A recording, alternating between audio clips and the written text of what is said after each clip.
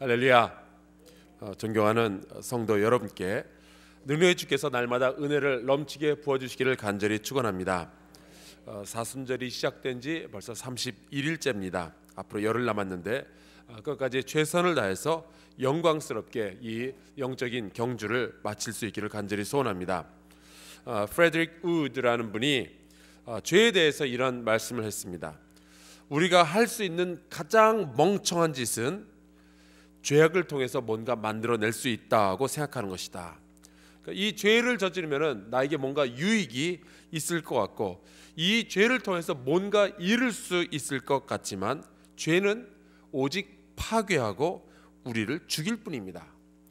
그 죄로부터 벗어나는 것만이 우리가 진정으로 하나님의 자녀로서 능력을 회복하는 길이고 또 무언가 좋은 일을 만들어낼 수 있는 길입니다. 죄를 끊어야 축복이 이어지고 죄를 끊어야 하나님과의 관계가 회복되는 겁니다. 어제는 성만찬을 함부로 받는 것이 죄가 된다는 말씀을 드렸죠. 성만찬을 받는다는 것은 예수님의 말씀을 얼마만큼 믿느냐의 문제였습니다. 그분이 이 떡이 내 몸이고 이 잔이 내 피라고 말씀하셨을 때 우리가 그것을 믿음으로 받아들이면은 우리에게 은혜가 되는 것이고 그것을 믿지 못하고 받는 것은 주님의 몸을 분별하지 못하고 받는 것이기 때문에 그게 죄가 되는 겁니다. 오늘은 뇌물의 죄에 대해서 말씀을 드리려고 합니다. 누구나 뇌물이라는 것이 나쁘다는 것은 다 잘 알고 있죠. 영국 격언에 뇌물은 번영이 없다라는 말이 있습니다. 뇌물을 주고받는 버릇이 일단 어느 한쪽에서라도 시작이 되면은 이건 아주 무섭게 퍼져나가게 되죠. 그래서 정의를 수호하는 법원도 나라를 지키는 군부도 또 진리를 전수하는 교육계도 순식간에 썩어져서 전국을 망하게 하는 것, 바로 이것이 뇌물의 죄입니다. 근데 요즘도 우리나라에는 이 뇌물 때문에 아직까지도 문제가 계속해서 일어나고 있습니다. 제가 초등학교 다닐 때도 중학교 다닐 때도 와이로라는 말이 있었는데 그게 그거죠. 뭔가 좋은 걸 베풀어서 나에게 유익이 끼치도록 하는 그거, 바로 그겁니다. 우리나라에서도 계속해서 이 사회는 뇌물수수 사건 이것으로 시끄럽고 비자금으로 시끄럽고 그렇습니다. 그 유명하던 정치 지도자들이 그렇게 일 잘하는 것 같더니 순식간에 여야를 가릴 것 없이 실세라고 하는 사람들도 상관없이 돈 보따리에 쌓여서 살다가 어느새 이것이 다 들통이 나고 감옥에 죄수 신세로 전락하는 일들이 얼마나 많이 있는지 모릅니다. 서민들은 상상도 하기 어려운 수천만 원에서 수십억 원씩 왔다 갔다 하는데 거기에 대한 이름이 얼마나 웃긴 줄 알아요? 떡고물, 떡값. 정말 할 말을 잃게 만드는 그러한 일들입니다. 이 뇌물의 문제는 단순히 국법을 어기는 데서 끝나지 않습니다. 뇌물은 영적인 문제예요. 뇌물을 주고받는 것은 분명히 하나님 앞에서도 죄가 됩니다. 그 이유는 단 하나, 공의를 굽게 하기 때문이에요. 오늘 우리가 읽은 말씀은 더도 아니고 덜도 아니고 정확하게 너는 뇌물을 받지 말라라고 말씀하고 있습니다. 혹이라도 우리의 유익을 구하기 위하여 내 사업체나 혹은 내 자녀의 유익을 구하기 위하여 뇌물과 연루될 만한 어떠한 행동이라도 했거나 한다면 계획이라도 있다면 당장 멈춰야 됩니다. 혹시 이 나라는 모르고 지나갈 수 있을지 모르겠으나 하나님은 그렇지 않습니다. 출애굽기 20장은 그 유명한 10계명이에요. 모든 법의 기준이 되는 법이죠. 그리고 21장부터는 내가 백성 앞에서 세울 법규는 이러하니라 라는 말씀으로 시작해서 사람들이 가나안 땅으로 들어가게 되면은 어떻게 이 공동체를 이루면서 행복하게 살아갈 수 있을지를 설명하고 있습니다. 그 가운데 만약에 종이 있다면은 이 종은 어떻게 부려야 되는지, 부모님이 계시다면은 부모님을 어떻게 모셔야 되는지, 집짐승을 어떻게 관리해야 되는지, 이런 내용들이 전부 21장에 들어 있습니다. 22장부터는 절도죄에 대해서 이야기를 하고요. 거기에서 성범죄와 사회 약자들을 보호하는 법들에 대해서 정해요. 그리고 23장에 들어오면은 공동체 안에서 흔히 일어날 수 있는 일들에 대한 법률이 적혀 있는데 그 중에서 6절부터 8절 오늘 우리가 같이 읽은 이 말씀은 공동체 안에서 어떻게 공의, 정의를 지켜나갈 수 있을 것인가, 공동체의 정의, 이 공의를 지켜나갈 건가에 대한 그런 법규입니다. 그 제일 첫 번째는 판단의 우선순위를 분명하게 하는 거예요. 6절에 이렇게 되어 있죠. 너는 가난한 자의 송사라고 정의를 굽게 하지 말며. 우리가 어떤 판단을 내릴 때는 항상 그 판단의 우선순위가 있어야 됩니다. 이런 거예요. 점심 식사로 뭘 먹을까? 직장인들이 항상 이거 경험을 하는 그런 판단이죠. 먹을 거 많잖아요. 구내 식당에서 먹을 수도 있고 밖에서 나가서 설렁탕이나 회초밥 같은 것을 사 먹을 수도 있습니다. 근데 이 무엇을 먹을까, 이것을 결정하는 데 있어서는 제일 중요한 거는 내가 돈이 얼마만큼 있는가, 그것도 생각을 해야 되겠고요. 또 어디에서 먹어야 되는가. 예를 들면은 아무리 맛있는 회초밥이라 할지라도 부산 자갈치까지 가서 먹을 수는 없는 거 아니에요. 또 내가 먹을 수 있는 음식인가, 뭐 시켜놓고 보니까 내가 못 먹는, 평소에 못 먹는 뭐 돼지 내장 같은 게 들어있다, 그러면 안 되는 거잖아요. 그래서 일단 그런 것들을 판단한 뒤, 만약에 우리가 그러면은 내장탕을 먹고 싶다라고 했으면 그 다음에 해야 할 일이 회사 근처에 있는 식당들 중에서 하나를 골라서 들어가는 겁니다. 왜냐하면 내장탕을 판매하는 식당들은 여러 군데가 근처에 있을 테니까. 그래서 중요한 것부터 판단하고 그 다음 식당을 정해야지, 여러분 식당부터 정하고 나서 내장탕 파는 집에 가서 고르기를 회가 먹고 싶은데 이런 식으로 거꾸로 생각하면 안 되는 거 아니겠어요? 마찬가지로 우리는 모든 판단을 내릴 때에 이 일이 정의로운가부터 판단을 해야지, 그 사람이 돈이 많은가 적은가부터 판단하고 정의가 세워질까 말까 이것을 생각하면 안 된다라는 것이죠. 우리의 판단력은 이미 이 사람이 돈이 많은가 적은가부터 생각을 하면은 우리의 판단력은 우선순위가 잘못됐기 때문에 굽어지게 되는 겁니다. 그 다음에는 우리의 판단이 정확하고 우리는 그 판단에 책임을 져야 된다는 것을 말씀하고 있습니다. 거짓 일을 멀리하며 무죄한 자와 의로운 자를 죽이지 말라. 나는 악인을 의롭다 하지 아니하겠노라. 나의 판단이 하나님의 판단과 다를 때 리더는 책임을 져야 됩니다. 그게 리더가 되는 것이 어려운 이유 중에 하나예요.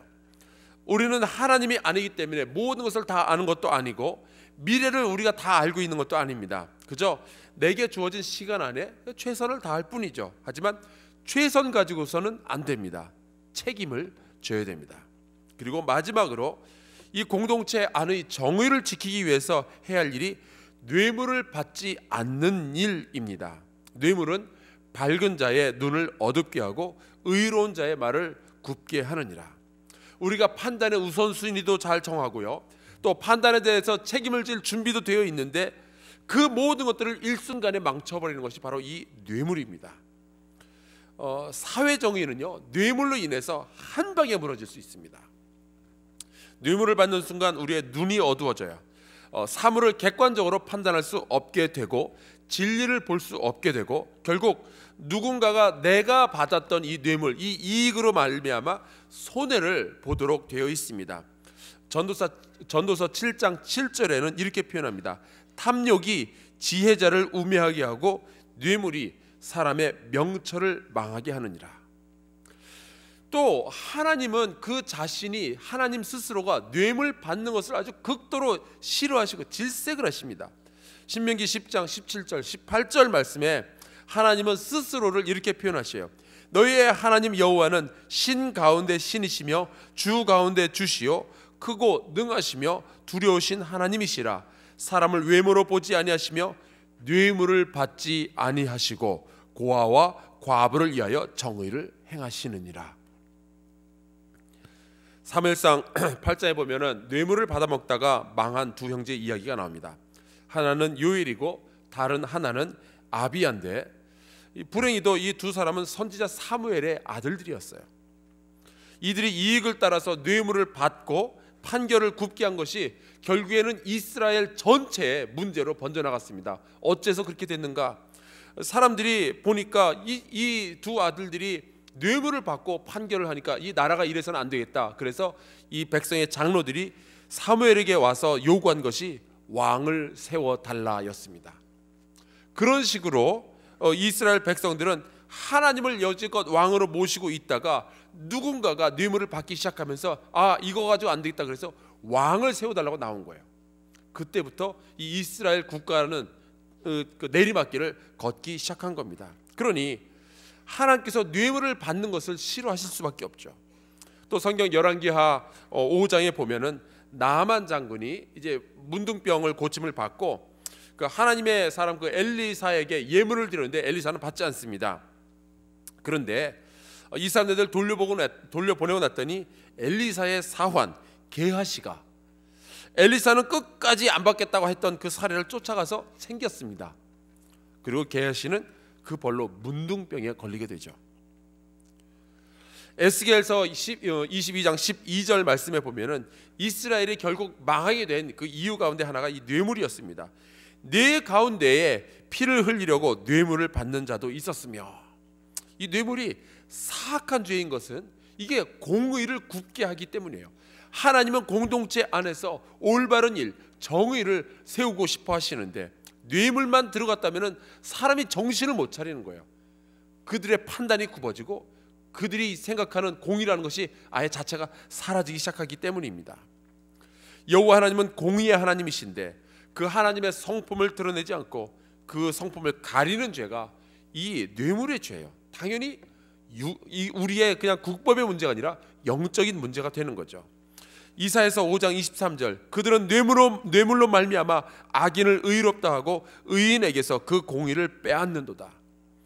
공의와 진리의 하나님은 뇌물을 받는 자들에게 대하여 벌칙을 정하시는데 신명기 27장 25절입니다. 혹시 여러분들 아멘 할 수 있는지 한번 보겠습니다.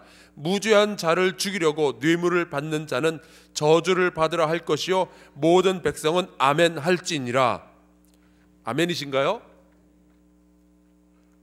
자, 그러면은 뇌물을 받지 않는 것은 좋고 주는 것은 어떻습니까? 받지 않는 것은 해결됐다 치고 주는 것, 많은 사람들은 내가 주면은 마음의 선물이고 감사의 상징이고 남이 주면은 더러운 뇌물이라는 그런 이야기를 하죠. 근데 뇌물을 주는 것 안 됩니다. 느헤미야 13장 1절에 보면은 모압 사람이 영원히 하나님의 총회에 들어가지 못하는 이유가 나오는데요. 2절에 보면은 그 이유 가운데 하나가 이거예요. 그것은 모압 사람이 발람에게 뇌물을 주어서 저주하게 하였기 때문입니다. 뇌물을 주어서 공의를 굽게 하는 바로 그 행동은 하나님의 백성으로부터 내쳐지는 그러한 결과를 나타내는 거예요. 그것도 역시 저주죠. 또 마지막으로 이 말씀을 꼭 드려야 될 것 같습니다. 잠언 21장 14절에 나오는 말씀인데 이거 가지고 사람들이 자꾸만 엉뚱한 해석을 좀 내립니다. 이렇게 돼 있어요. 은밀한 선물은 노를 쉬게 하고 품 안의 뇌물은 맹렬한 분을 그치게 하느니라. 이 말씀을 가지고 어떤 분들은 이 뇌물도 이게 긍정적인 면이 있지 않습니까? 그런 이야기를 해요. 뇌물은 분노를 그치게 하니까 그렇죠. 분노는 하나님께서 좋아하시는 일이 아닌데 이 뇌물을 줘서라도 분노를 그치면은 어떨까라는 얘기인데, 여러분 뇌물이 분노를 그치게 하니까 좋지 않냐는 말이 아니라 바로 그게 나쁜 거예요. 불의 앞에서 빛의 자녀들은 분노해야 되는데 뇌물을 받아 먹으면 그걸 못하는 거죠. 그리고 잠언 말씀에 뇌물은 분명 분을 그친다고 했지 그러니까 뇌물을 주라 그런 이야기를 한 것은 아니잖아요. 사랑하는 성도 여러분, 직장 생활하면서 혹은 집을 사거나 팔거나 자녀의 교육 문제에 있어서 혹은 정치에 관여하면서 혹이라도 뇌물과 연관되는 일은 생각도 말고 하지도 말아야 됩니다. 주지도 말고 받지도 말아야 됩니다. 이것은 우리의 영적인 문제로 번져나가고 우리의 한 사람의 잘못이 이 온 사회로 퍼져나가는 암과 같은 것이 바로 이 뇌물입니다. 오직 정의를 물같이 공의를 마르지 않는 강같이 흐르게 하는 우리 모두가 될 수 있기를 간절히 축원합니다. 우리 이 시간에 같이 기도할 텐데요. 이 나라를 위해서 기도합시다. 국가를 이끌어가는 이 정치인들이 하나님을 두려워하며 공의를 굽게 하는 일이 없게 해달라고, 뇌물 수수라는 것이 이 대한민국 땅에서 사라지게 해달라고 우리 함께 기도하겠습니다. 그리고 우리 자신을 위해서 기도할 때는 주여 우리로 하여금 담대하게 하여 주시옵소서. 하나님이여, 하나님 앞에서 우리가 살아가는 동안에 공의를 세울 수 있도록 허락하여 주시고, 혹이라도 내가 피해를 본다 할지라도 하나님의 법을 먼저 세우는 일에 최선을 다할 수 있도록 우리 모든 성도들이 담대함으로 이 세상을 승리할 수 있도록 도와주옵소서. 그리고 여러분들이 가지고 있는 각자의 기도의 제목을 가지고 자유롭게 기도하다가 돌아가도록 하겠습니다. 우리 주여 그 세 번 외치고 통성으로 기도합시다. 주여!